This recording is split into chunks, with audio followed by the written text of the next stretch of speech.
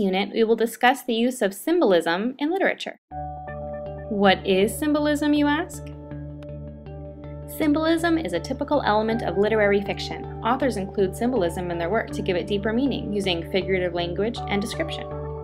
We can't talk about symbolism without first talking about two terms, tangible and intangible. Tangible is a thing that is perceptible by touch, so it's something that we can see, touch, feel, grasp, hold on to.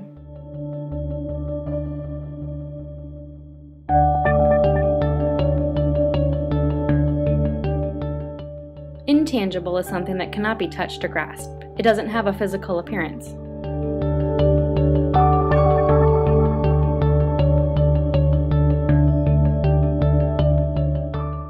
Now we can make a sentence using intangible and tangible. An intangible item is like tangible item because, and then explain.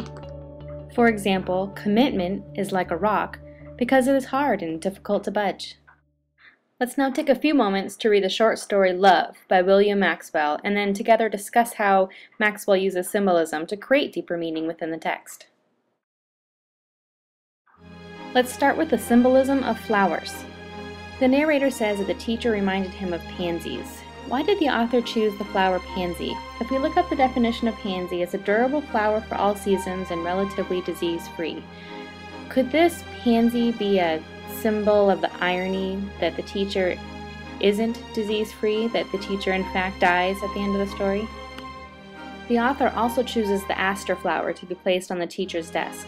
An aster is a perennial. It's a durable flower. It's long-lasting, enduring, undying, constant, never-changing. So this is also a symbol of the irony of the teacher's death at the end of the story. But the flower itself, the delicate petals, is also a symbol for the teacher herself. She's delicate. The last flower that the author specifically points out to us is the sweet pea, which is an annual and dies after just one blooming season. The teacher also dies after just one blooming season, so we could say that the flower is symbolic of the teacher's short life. Let's now talk about the symbolism of light. The room beyond it was lighted by a coal oil lamp that seemed ever so much darker than the unlighted room we had just passed through. Here, the darkness of the room symbolizes the approaching death of the teacher. After their visit with the teacher, the boys ride their bikes home at dusk. Here, dusk also symbolizes the death of the teacher. Dusk happens at the end of the day, and here it's at the end of her life. Well, now that you've learned about symbolism and you've read a story filled with it, see what else you can find.